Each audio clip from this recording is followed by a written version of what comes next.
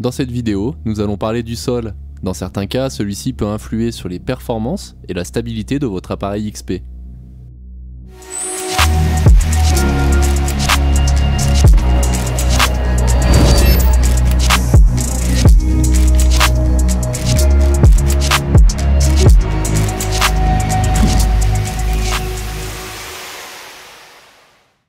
On a déjà tous entendu parler du fait qu'un sol peut être minéralisé. Mais il faut savoir qu'il y a deux types de minéralisation. Les sols magnétiques, que ce soit naturels ou artificiels, et les sols conducteurs. On peut même dans certains cas avoir les deux combinés. Un sol magnétique peut donc avoir deux origines, soit naturel, il est chargé en oxyde de fer, en magnétite ou en ferrite, ou encore une origine artificielle, due à d'anciens lieux d'occupation humaine. Qu'il soit magnétique naturellement ou artificiellement ne change pas grand-chose, mis à part le fait que lorsque c'est naturel, la minéralisation est en général plus homogène, avec des variations lentes. Lorsque l'origine est artificielle, la minéralisation peut varier sur quelques mètres et de manière brutale. Vous l'aurez compris, lorsque le sol est magnétique, il est chargé en oxyde de fer. Il fait donc réagir le détecteur. Heureusement, le Deus 2 possède différents filtres et réglages qui permettent de s'affranchir en bonne partie de ces instabilités. L'appareil sera stable, mais cette minéralisation occultera tout de même légèrement, voire fortement les cibles. Dans un sol minéralisé, on aura forcément des performances réduites par rapport à un sol qui ne l'est pas. Il faudra donc ajuster certains paramètres pour améliorer les performances de l'appareil. Sur la plupart des programmes usines, le Deus 2 rendra inaudible la zone sol magnétique, et le traitement de soustraction des sols conducteurs permettra à l'appareil de s'affranchir des faux signaux. L'appareil sera donc de base plutôt stable. L'instabilité apparaîtra uniquement si on choisit un programme inadapté, si on pousse trop certains réglages à la recherche de performance, ou encore sur de rares sols spécifiques. Nous allons maintenant voir les réglages et programmes adaptés pour optimiser les performances de l'appareil sur des terrains minéralisés, et le tout en conservant la stabilité. D'abord, il ne faut pas confondre les sols magnétiques et les sols conducteurs. Le sol conducteur, lui, est chargé en eau, qu'elle soit salée ou non. Certains programmes multifréquences sont assez sensibles à ce type de sol. Mais le Deus 2 possède des programmes et réglages qui permettent de supprimer totalement les instabilités dues à la conduction du sol. Lorsqu'on a affaire à un sol gorgé d'eau, le choix du programme a une grande importance. On distingue deux grands types de programmes. Les programmes en addition de fréquences, qui ont pour avantage d'être sensibles à un très grand panel de cibles. On retrouve les programmes qui ont pour base le sensitive, ou encore le Park, le DeepHC et le Goldfield. Et enfin, les programmes qui nous intéressent dans cette situation. Ils ont un traitement de soustraction des sols conducteurs. Ils vont donc s'affranchir des faux signaux dus à l'humidité du sol. On retrouve le programme général, le relique et tous les programmes plage. Sans surprise, si on a affaire à un sol conducteur, on choisira un programme en soustraction. Le général si on souhaite utiliser un programme plutôt classique. Le relique, qui est en tout métaux, pour un sol qui est également magnétique, ou encore pour la recherche de grosses masses. Et enfin, les programmes plage, pour la recherche sur sable mouillé ou sous l'eau. Sur un sol conducteur, donc gorgé d'eau, vous serez impressionné par la stabilité des programmes en soustraction. Faisons quelques tests. Ça fait plusieurs jours qu'il pleut, donc on a un terrain qui est vraiment totalement gorgé d'eau. On peut donc dire que le sol est conducteur et peut poser quelques problèmes au détecteur de métaux. Commençons le test en programme sensitive, qui est en addition des fréquences.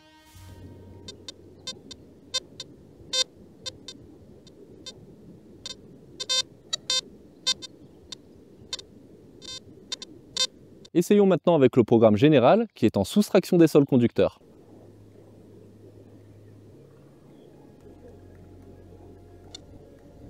Le test parle de lui-même. Le programme général soustrait le sol conducteur et on a donc un appareil totalement stable. Sur un sol légèrement conducteur, vous pouvez tout de même utiliser les programmes qui ont pour base le sensitive.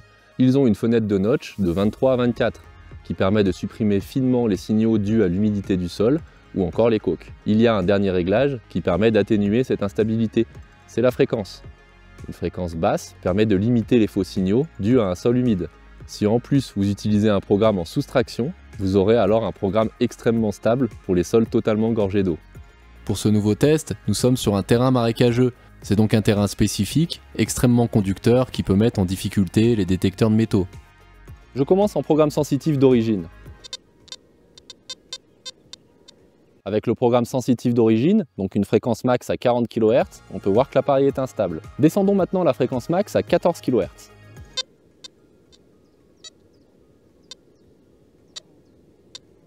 C'est beaucoup mieux, mais on entend encore quelques instabilités. Faisons maintenant le même test avec le programme général. Je commence donc en général d'origine à 40 kHz.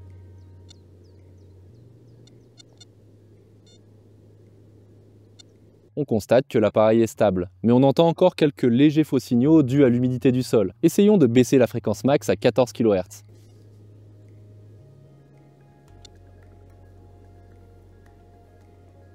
Cette fois, l'appareil est totalement silencieux. La fréquence max a donc une incidence sur la stabilité de l'appareil sur un terrain très conducteur. Qu'en est-il des sols magnétiques? Tout d'abord, le Deus 2 donne deux informations concernant le magnétisme du sol. Le GID, c'est l'indice de minéralisation du sol. En quelque sorte, de quelle manière le sol est magnétique. La ferrite a par exemple une valeur entre 86 et 88. Les briques et céramiques aux alentours des 75. Quant à la valeur G7, elle correspond à votre réglage du sol. La deuxième information intéressante, c'est le bar graphe GND Level. Celui-ci vous donnera la force de minéralisation. En quelque sorte, à quel point le sol est chargé en particules métalliques. Pour évaluer la force de minéralisation avec plus de précision, pompez le disque au sol plusieurs fois. S'il n'y a aucune barre, le sol n'est pas minéralisé. Il ne vous posera donc aucun problème. Plus il y a des barres, plus le sol est fortement minéralisé et plus les cibles seront difficiles à percevoir. Il y a également d'autres manières de voir si le sol fait réagir votre appareil, comme l'utilisation du XY. Si une ligne horizontale apparaît, le sol est magnétique, il fait réagir votre Deus. Vous pouvez aussi vous rendre sur la page sol, qui vous permettra de passer en mode tout métaux, ou encore en programme Goldfield. De cette manière, si le sol sonne, il est minéralisé. Dans ce cas, il faudra utiliser un disque de petite taille, comme le 22 FMF, ajuster quelques réglages et dans un premier temps choisir le bon programme de base. Le programme Sensitive et ses deux variantes, le Sensitive Full Tone et le Fast, sont tout indiqués pour ce type de sol. Ils ont des réglages de base bien adaptés pour les sols magnétiques. On verra par la suite comment davantage les optimiser. Une petite particularité avec le Full Tone, sur celui-ci on peut entendre le sol. Il assigne une tonalité différente à chaque indice de conductivité.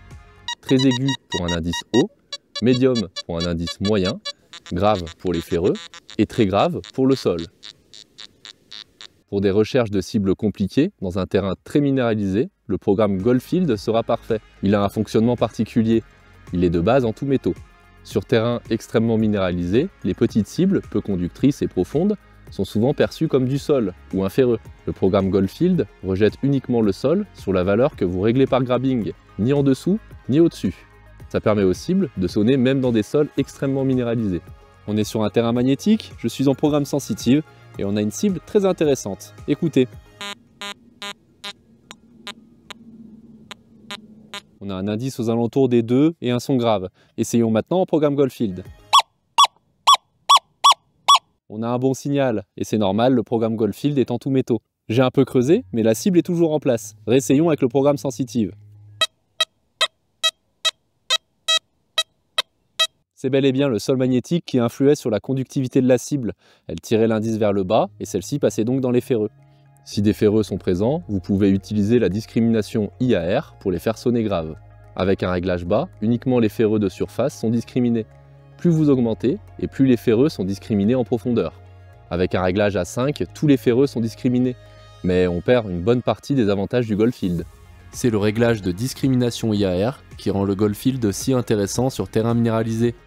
On est d'accord qu'en ajustant les réglages sur d'autres programmes, ou en restant sur la page sol du Deus 2, on peut obtenir un tout métaux qui nous permettra d'avoir des cibles compliquées sur des terrains très minéralisés. Mais on perdra énormément de temps à creuser les ferreux.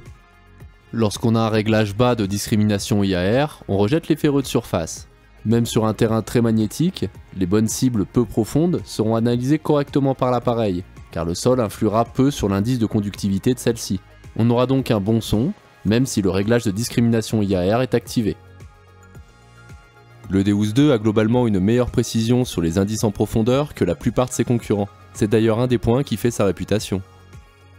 Mais comme les autres, plus le sol est minéralisé, plus la reconnaissance est complexe en profondeur, car le sol tirera l'indice de celle-ci vers le bas, et l'appareil l'apercevra donc comme un ferreux ou comme le sol.